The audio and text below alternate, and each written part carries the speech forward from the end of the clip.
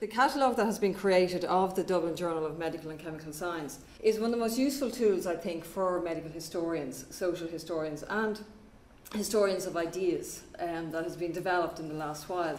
First of all, I'll just give a little bit of background on the Dublin Journal of Medical and Chemical Science, because first of all it changed its name a lot of times and it was a very important journal and some people may not be familiar with it. And I suppose what I'm trying to do there is justify why bother cataloguing the contents, why create this catalogue. Well, the Dublin Journal of Medical and Chemical Science, to give its full name, was first established in 1832 and it is the longest running medical periodical in Ireland, and it still is in existence. Amongst its contributors and editors are some of the most famous Irish medical practitioners of the 19th and 20th centuries. The only other specifically medical journal operating in the 19th century was the Dublin Medical Press and Circular. And the intention of this catalogue is to open up the DJMS as a source for historians at all levels who are developing an analytical and contextual approach to their subject.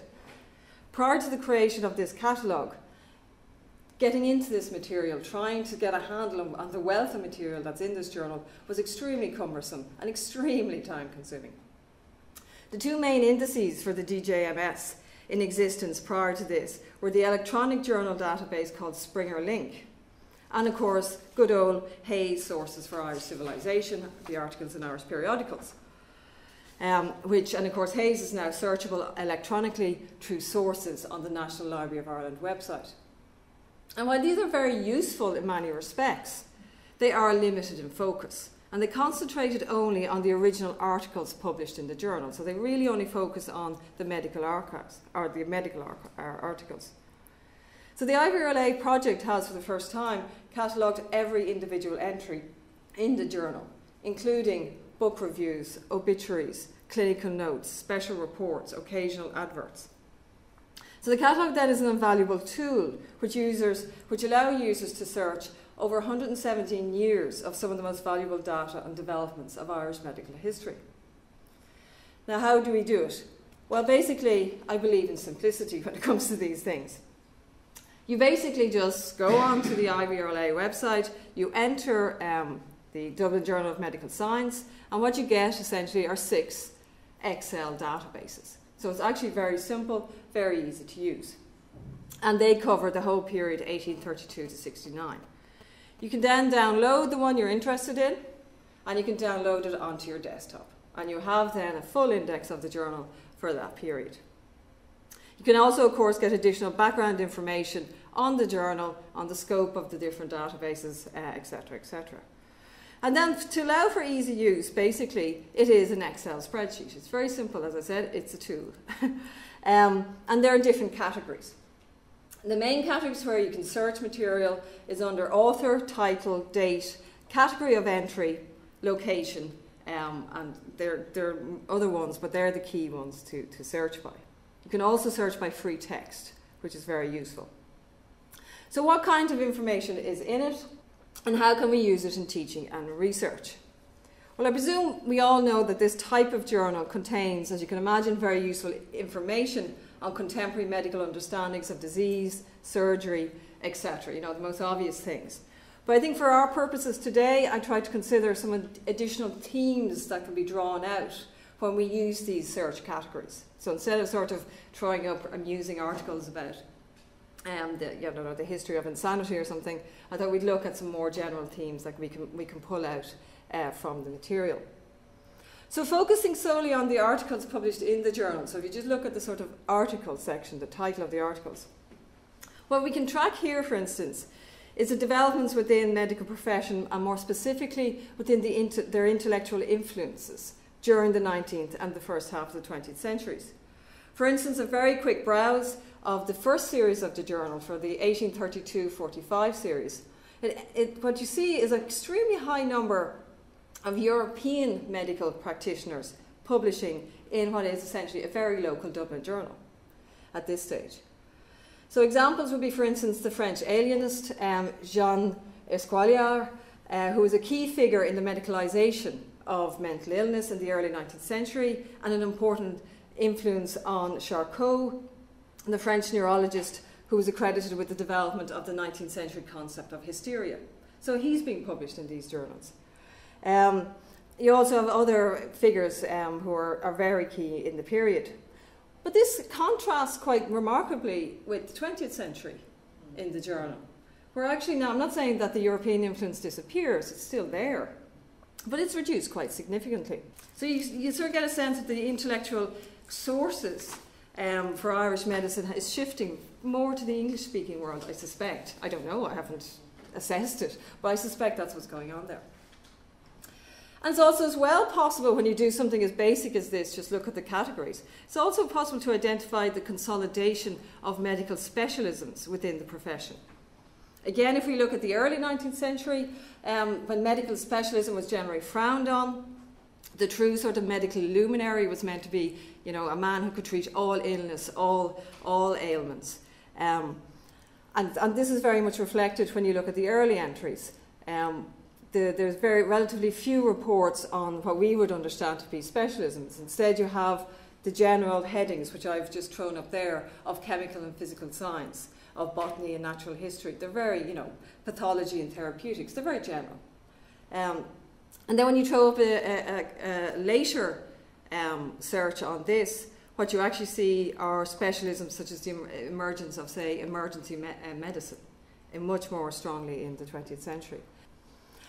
What's also interesting when you do a search like this is you can see changes in the methodologies around medical research and medical protocols.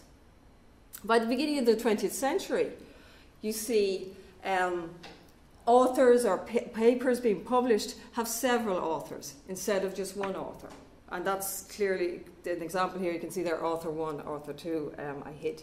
But you can see it there. And that, of course, reflects the greater complexity of medical research by the 20th century, and also the move, which we're all very familiar with, I suppose, today, the move towards research in teams in medicine in the 20th century. The contents of the journal, of course, also reflected the interests or preoccupations of individual editors, and we can never move away from that. So, for instance, John Moore, Dr. John William Moore, who was editor from 1875, his primary interest was in infectious diseases, but particularly in the relationship between infectious diseases and climate changes. He was a committed meteorologist, and he contributed monthly notes on sanitary and meteorological information. And he published these basically from 1879 to 1919, and he collected them from his own observations and from findings on climate in Ireland and Britain, and bringing them all together with patterns of infectious disease outbreaks. It's fascinating material. I'm not quite sure if it's of any meaning, but it's fascinating material. And of course, this focus on infectious disease and developments of understandings of infectious disease continues into the 20th century, and the most obvious is, of course, a huge number of articles on TB. You see the number just skyrocketing in that period. Another important development under Moore's editorialship was the incorporation of the Irish Hospital Gazette into the journal. Now, its inclusion was mainly prompted by difficulties in ensuring that there was enough copy for the monthly journal. Moore had a real problem he decided he'd go for a monthly journal. He had a real panic because, of course, he couldn't get enough people to write enough articles, a real panic about it. So he approached the Hospital Gazette, and they agreed to basically come under the umbrella of the journal. But this is really important for us because, of course, it means that we have annual reports from hospitals, such as the Coombe Hospital, which are gone, many of which are gone. And it also reminds us, on a broader question, it reminds us of the commitment Irish medicine had towards medical institutions that differs perhaps from, say, Britain. That commitment to the institution. The catalogue also reinforces, for me certainly, the way in which, or the importance in which medical journals acted as conduits of more than just intellectual stimuli, the way they also contained more prosaic information, or what we could perhaps see as more prosaic information. For instance, the journals are used to advertise medical commodities, Epsom salts, Scott's emulsions, all these things that are questionable if you want to assess their efficacy. Also, if you look, I don't know if you can actually read that, but if you look down there, you can also see the adverts for private institutions.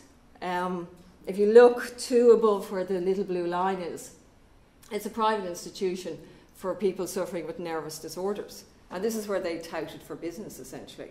They gave their rates and, you know, promised discretion, etc., etc. You can also, when you look along those adverts, and you can see I've just searched by advert there, you can see the adverts for jobs.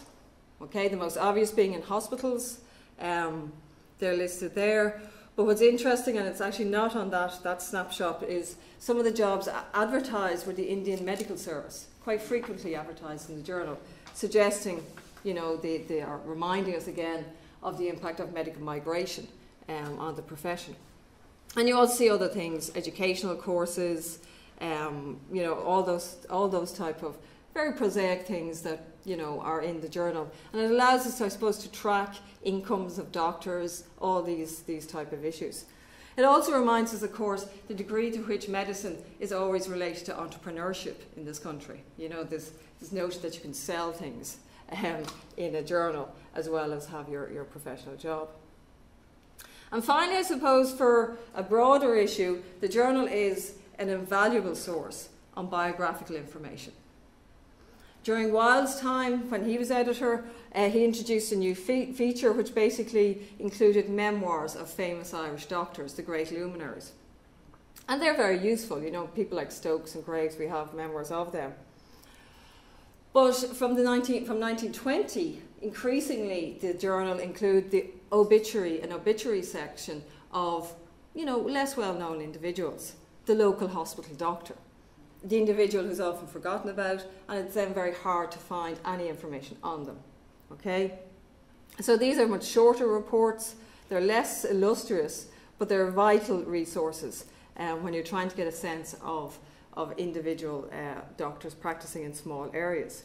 And they also allow us, I suppose, as medical historians and social historians, to move our focus away from the exceptional to the more prosaic and probably the more representative of these things.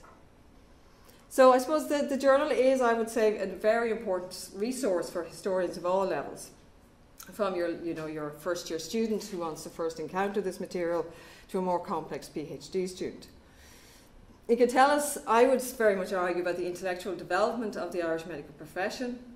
It tells us a lot about how a profession can consolidate itself.